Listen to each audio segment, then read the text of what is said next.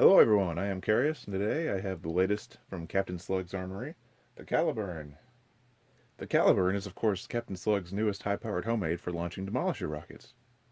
The Caliburn is a homemade pump-action springer that uses Nerf magazines and takes advantage of a full K26 spring.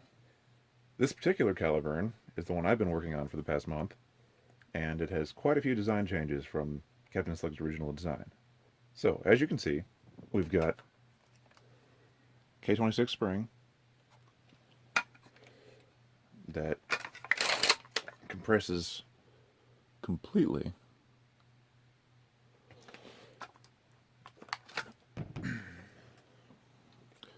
And here we have the Caliburn's breech, which is this lathed aluminum piece with the O-rings that feeds into another aluminum tube. It seals up very well. It's very smooth because the aluminum has a loose fit on most darts, and typically there is a chamber ahead of the aluminum that is extremely loose on darts that just allows you to feed smoother. Kind of works like a one-shot RCB. The pump grip is a large PVC Y. It's actually much more comfortable than you would think. Unlike the grip, which I have completely redone, because the original designed grip is a ergonomic disaster. So you see I have this HDPE carved grip that I put in here, and the shape of the grip is quite a bit different than the original design. I've cut off the nubs that were here, helping hold on some of the frame and shorten the frame piece, so it's only screwed on up here, because that was just awful for my big hands. If you get the seals right, you can get an almost airtight blaster, which is fantastic. So, it's also got this jam door with a thumb screw that, while I was making it, I thought it was kind of silly, but I have used it several times. It's fantastic for clearing jams, but also swapping out the O-rings. If you want to take them off to reduce the power of the blaster a bit, it will handle anything that's not a waffle dart, basically, without the O-rings, because the seal between this aluminum and the barrel aluminum is good enough.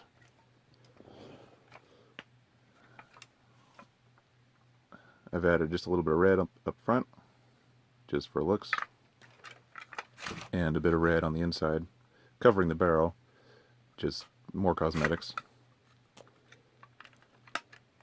And as you can see, the jam door is also a structural piece. When the jam door is not engaged, the whole thing kind of jams up and doesn't line up correctly. There we go.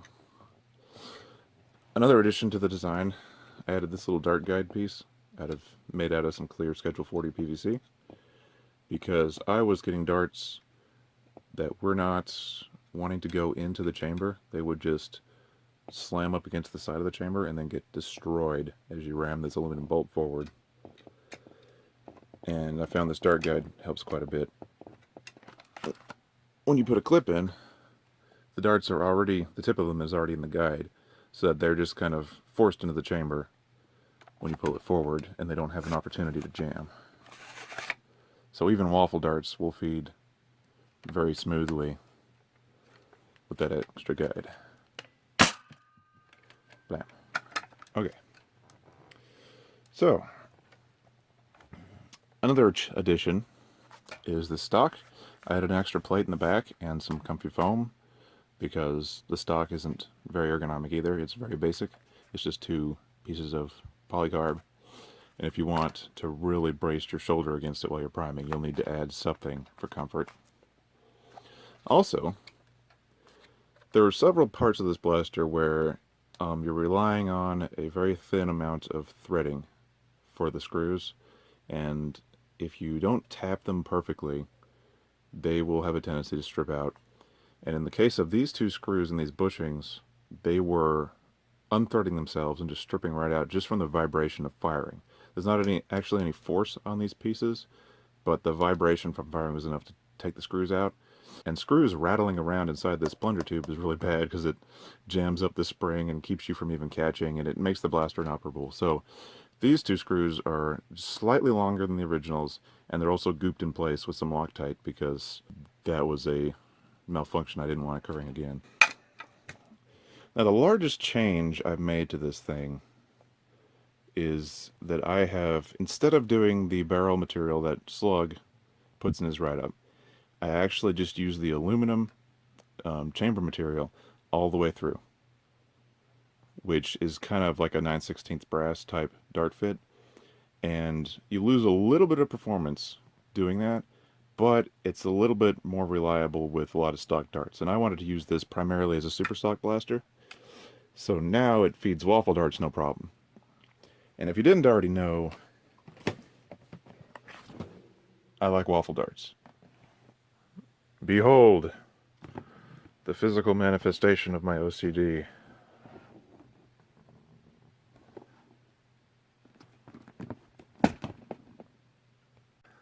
Let's get a bit of a firing demonstration so you can see it cycling. Dart ready to go. Dart forward. Blam.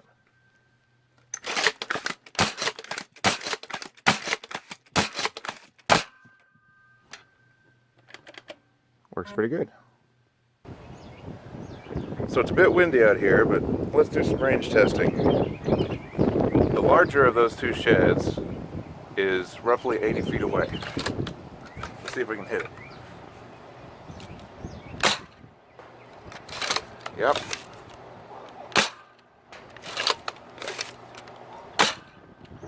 That was a bit of a dud. There's another one.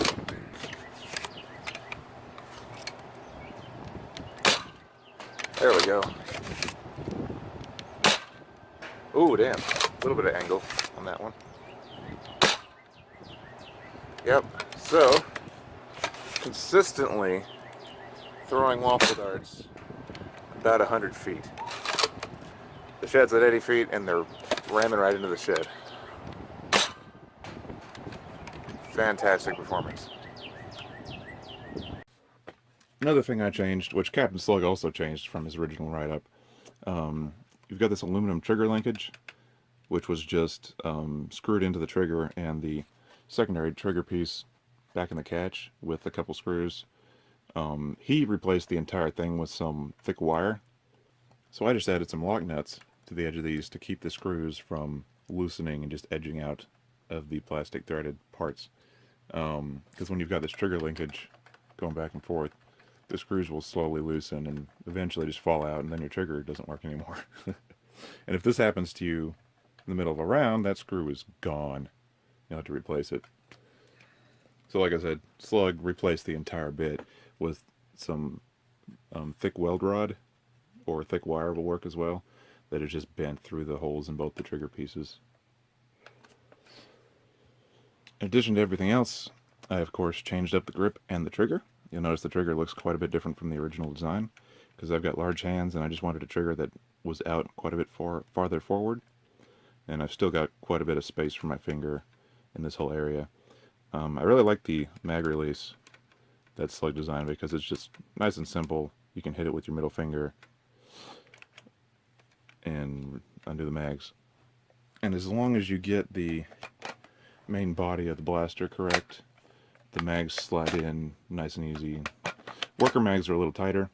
I actually recommend, if you have a worker mag, use the worker mag to get all this lined up when you screw everything together, and then regular Nerf magazines will be a perfect fit, because the worker mag is a little bit tighter and it has forced the blaster open a little bit.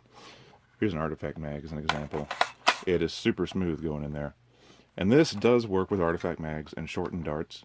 Works just as well as with stock darts, if not way better, because the accuracy is going to be much better. I noticed waffle darts handle this thing alright, but men gun darts cannot take a full K26's worth of power. They spiral ridiculously out of control. I could not hit a single thing I was aiming at using men gun darts. About the only stock dart that will work with this blaster at full power, and that's only if you've changed out the barrel like I have, is waffle darts, or something equally heavy. Maybe act darts will work. I haven't had much luck with those things, but your mileage may vary. And in case anybody was wondering, it is compatible with 35 round drums, and looks kind of cool with one. Though, of course, if you decide to use a drum, make sure it's a good one, and be a little bit more careful with your priming, because the Caliburn will destroy darts like no other if you've got a slow feeding magazine.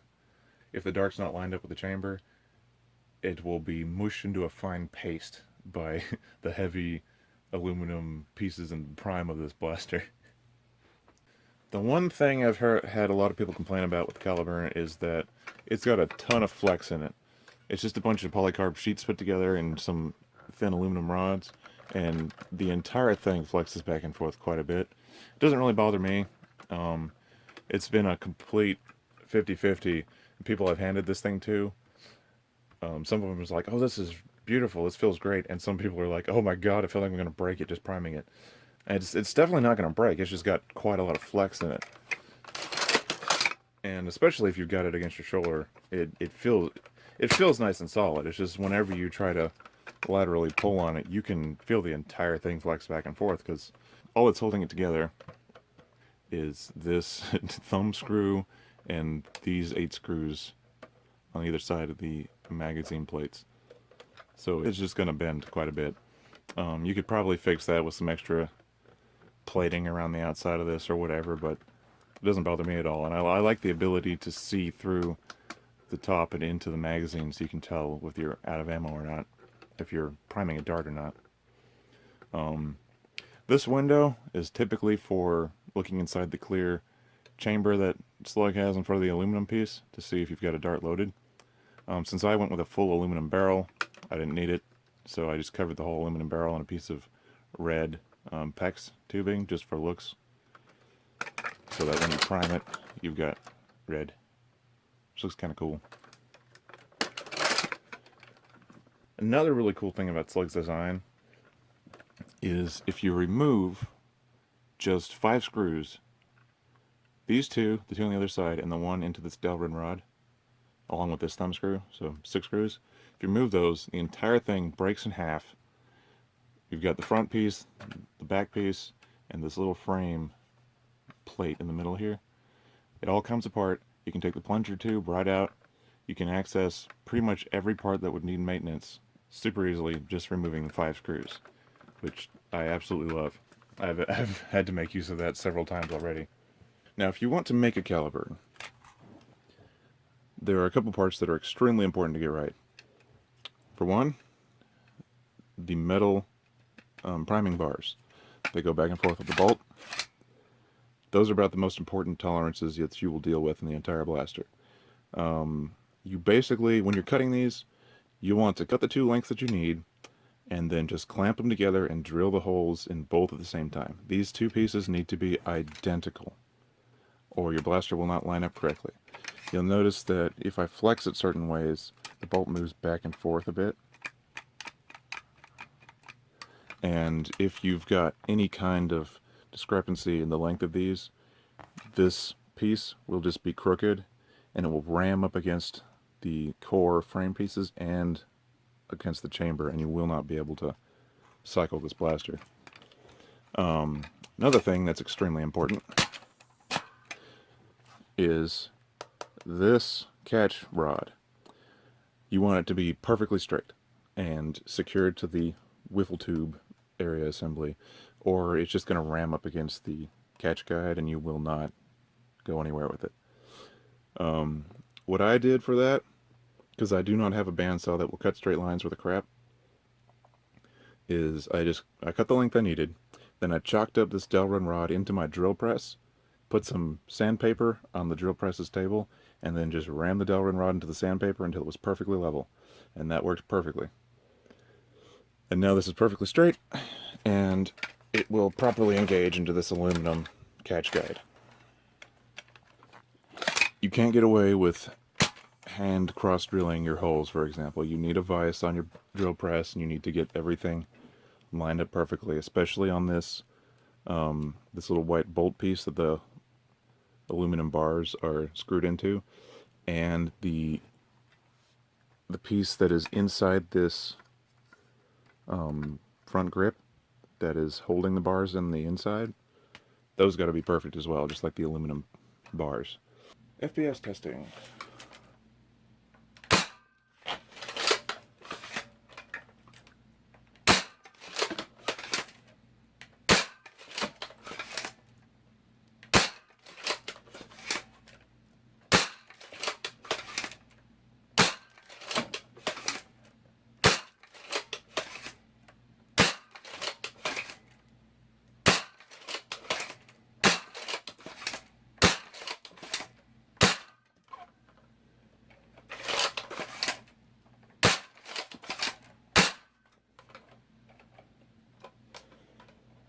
Okay. Looking like from 160 to 180. CaptainSlug's done it yet again with a fantastically designed blaster that has horrible ergonomics that you'll have to tweak. And I'm very happy with it. I'll be bringing it to pretty much everywhere I go to from now on. It's almost completely removed my desire to make myself a nice long shot, because that's basically what this is, except it's already perfect in terms of its performance. All the tweaking I had to do was probably mostly because I was such an early adopter. You know, being the first person to make something based off the designs, you run into all kinds of issues that will not be present once he works out a few of the kinks. He's already updated the design since I built this quite a bit. I helped him proofread the write-up, and several things have changed since I made this, but I'm super happy with it. It's an amazing blaster. I've already used it at a couple wars, and it has been lots of fun. Alright, I hope you've enjoyed this overview of my Caliburn. Thank you to CaptainSlug for the awesome design. There will be a link in the description to his write-up, which includes a part list and all the templates you'll need. And I'm sure soon there will also be the 3D printed version and the files available for that as well. We'll see what CaptainSlug ends up doing as far as selling these or commissioning these. I know for one, he's not going to want to sell parts kits rather than just selling the completed blaster, because 90% of the work is in cutting out all these pieces. And after you've cut everything out, you kind of have to put it together to be sure it works, because the tolerances are pretty exact on a lot of these pieces. It would be pointless for him to sell parts kits when he could just do the extra 10% and put it together to make sure it works. I know he's looking at the 3D printed version and possibly casting some pieces and selling some real nice versions of this. So we'll see what he has going in the future. Alright, thanks for watching. This has been Carius, reminding you to have fun. My poor logo can't handle the firepower. Oh well, I can make more. Or I can keep shooting at this one with each new video until it's just a bunch of paper shreds.